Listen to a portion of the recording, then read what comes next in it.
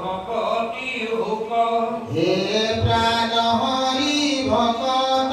নিস্তাৰি কৰা মোক পৰিত্ৰাণ তুমি খে সকল ভূহীন হজন মূৰকে শুনাহি আন দেৱৰু দেৱতা তুমি পিতা মাতা গুৰুৰ পৰম গুৰু জগত মংগল শৰণ কমল ভকতৰ কল্পতৰু